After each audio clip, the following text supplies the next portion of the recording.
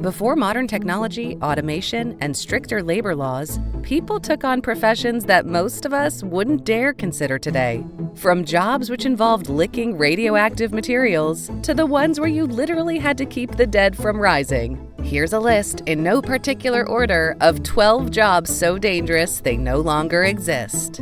Imagine working in a factory where your job required you to paint watch dials with a glow-in-the-dark substance. Sounds cool, right? That's what the Radium Girls did in the early 20th century. They used self-luminous radium paint to create glowing numbers on watches and military equipment. But here's the catch. They were instructed to lick the tips of their brushes to create finer strokes. At the time, no one fully understood the dangers of radioactive exposure, and the factory owners assured the workers that radium was harmless, even beneficial to their health. However, years of ingesting radium-laced paint led to horrifying health effects. Their bones became brittle, their teeth fell out, and some suffered from radium jaw, a condition where their jaws literally disintegrated. After a series of lawsuits, safety regulations were finally introduced. But for many of these women, it was too late. The job of radium painting was eventually replaced by safer methods, and the tragic story of the Radium Girls led to major workplace safety reforms. But this wasn't the only job where people unknowingly put their lives at risk.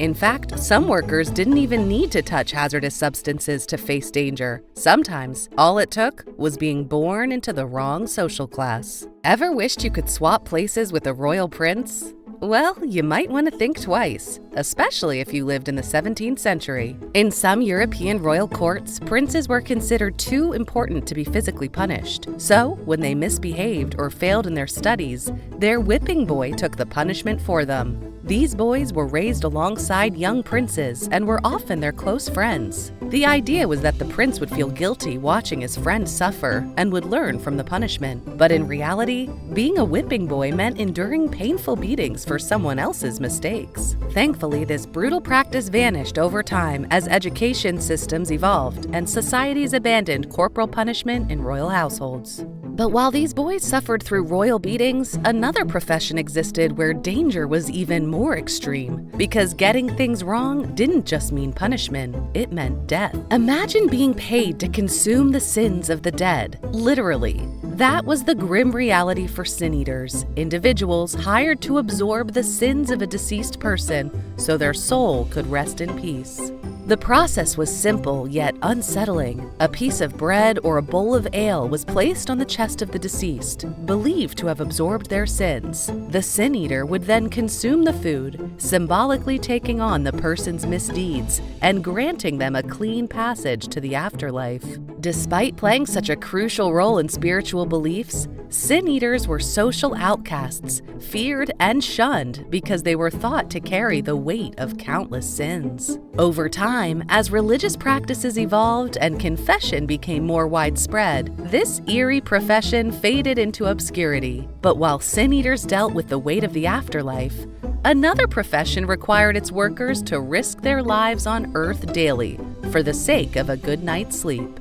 Before alarm clocks, there was the knocker-up, a person whose job was to wake people up in the morning. These human alarm clocks were hired to ensure factory workers, dock workers, and others made it to their jobs on time. Armed with a long pole or a pea shooter, they would tap on windows or even shoot dried peas at higher floors to wake up their clients. Some knocker-ups used whistles or knocked loudly on doors, but they had to be careful, as waking up the wrong person could result in a furious response. Despite being a crucial part of daily life, the invention of mechanical alarm clocks in the 20th century made this job unnecessary. Before long, knocker-ups were out of work, their services replaced by a simple bedside device. But while these workers helped people wake up, our next dangerous job had workers constantly trying to keep the dead from rising, literally. In the dead of night, resurrectionists, also known as body snatchers,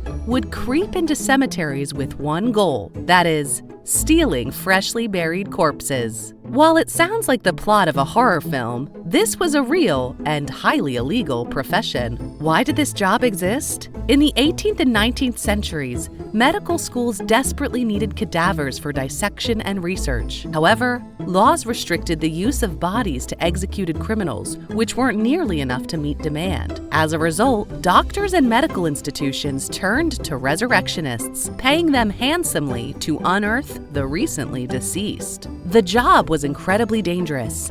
If caught, body snatchers could face mob justice, imprisonment, or worse. In response, families installed iron cages over graves, booby traps, and even hired armed guards to protect their loved ones.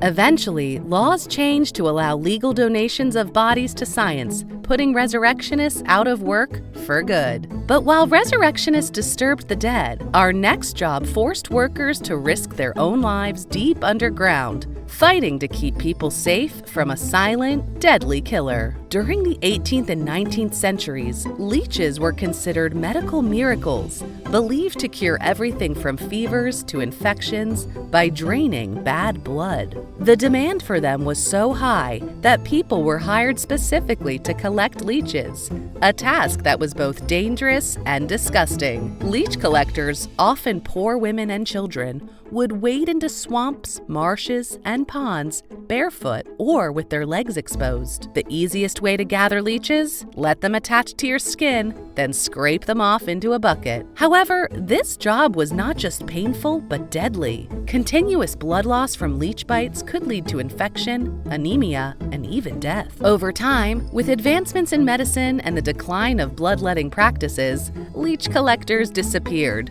though leeches are still used in modern medicine today under much more controlled conditions. But if wading into parasite-infested water sounds bad, our next job was even worse. It involved climbing into a toxic environment armed with nothing but a shovel and sheer determination. In the days before modern heating systems, people relied on fireplaces to keep their homes warm. But with fireplaces came chimneys, and chimneys needed to be cleaned regularly to prevent deadly fires. This is where chimney sweeps came in, often young boys as young as 5 years old. Master sweeps would take in orphaned or impoverished children, forcing them to climb up narrow, soot-filled chimneys to scrape off built-up ash and tar. The job was brutal because children often got stuck, inhaled toxic fumes, or fell to their deaths. Many also suffered from soot wart, an early form of cancer caused by prolonged exposure to coal tar. By the late 1800s, child labor laws and advancements in chimney cleaning technology put an end to this dangerous profession. But even though chimney sweeps risked suffocating in soot, our next job involved workers dealing with death. Literally. When the Black Death swept through Europe, towns were desperate for anyone to treat the sick. In comes the plague doctors, physicians, or sometimes just desperate men who braved highly contagious environments with little medical knowledge. Dressed in long dark robes and eerie bird-like masks filled with herbs, they believed they were protecting themselves from miasma, or bad air. In reality, these primitive masks did almost nothing to stop the spread of disease. Many plague doctors fell victim to the very illness they tried to treat. Aside from treating patients, they also acted as grim record keepers, noting the number of dead and sometimes performing brutal treatments like bloodletting or burning buboes, infected lymph nodes. As medicine advanced and our understanding of disease improved, and plague doctors became a thing of the past. Today, their haunting image lives on in pop culture, but their job? Thankfully, it's one we never want to see make a comeback. But while they battled an invisible enemy, our next profession involved facing a much more explosive danger, literally. Back in the golden age of naval warfare, battles at sea were brutal, chaotic, and filled with cannon fire.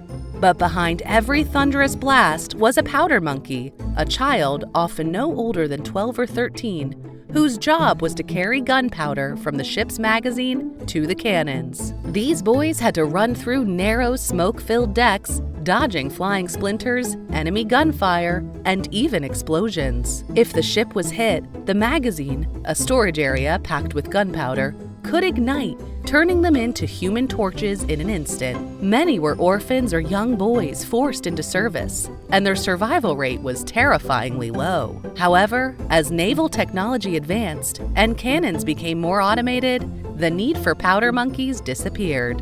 Of course, the open sea wasn't the only place where young workers faced deadly dangers. Our next job also puts children at risk in a different kind of battlefield.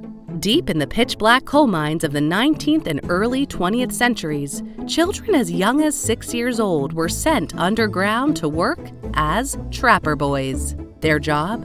Opening and closing wooden trap doors to control air ventilation inside the mine shafts. It might sound simple, but in reality, it was a nightmare. Trapper boys sat alone for hours in total darkness, often with nothing but a small candle for light.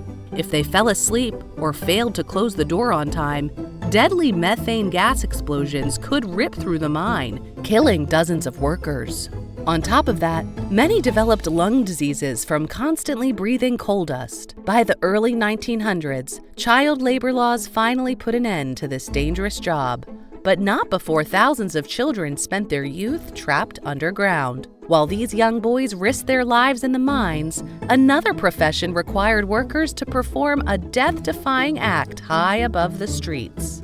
Before safety harnesses and regulations, some daredevils made a living by scaling skyscrapers, clock towers, and bridges with nothing but their bare hands. These thrill seekers, known as human flies, would climb buildings in front of massive crowds, performing heart-stopping stunts hundreds of feet in the air without any safety nets. One of the most famous human flies, Harry Gardner, climbed over 700 buildings across North America and Europe, sometimes wearing a suit and tie while clinging to the side of a skyscraper. Others, like George Polly, were so skilled that companies paid them to scale buildings as publicity stunts. But with no safety gear, the risks were sky high. Many lost their grip and fell to their deaths, leading cities to ban this dangerous profession by the 1930s. These gravity-defying performers may be gone, but their legacy lives on in modern free climbers and stunt professionals.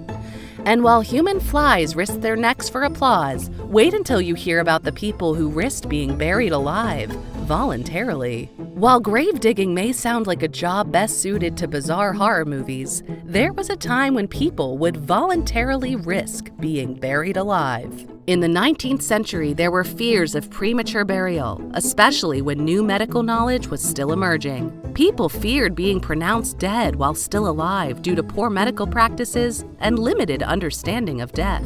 And so, to alleviate these fears, some graves were fitted with safety mechanisms, and a curious job was born. Voluntary gravediggers were hired to spend hours or even days in a coffin in order to ensure that people wouldn't accidentally be buried alive. These people would simulate death, lying in coffins or tiny spaces for long periods of time. Some would even work with death watches, devices connected to a rope that could be pulled in case the person inside needed to be rescued. These brave or desperate volunteers were believed to be testing the coffins to make sure that if someone were buried by mistake, the device would alert the family. Of course, the rise of better medical practices and more advanced embalming methods eventually made the job of testing coffins obsolete. It's a strange bit of history, but it was just another way people took safety precautions to avoid a terrifying fate. And there you have it, 12 of the most dangerous jobs that no longer exist. It's hard to imagine people putting themselves through some of these dangerous jobs, but it's just a reminder of just how far workplace safety has come. Which of these bizarre jobs have you heard about, and which ones are you just getting to know about? Let us know in the comments below. And if this trip down memory lane brought back some feelings, don't forget to like, share, and hit that subscribe button for more nostalgic content like this one. See you in the next video.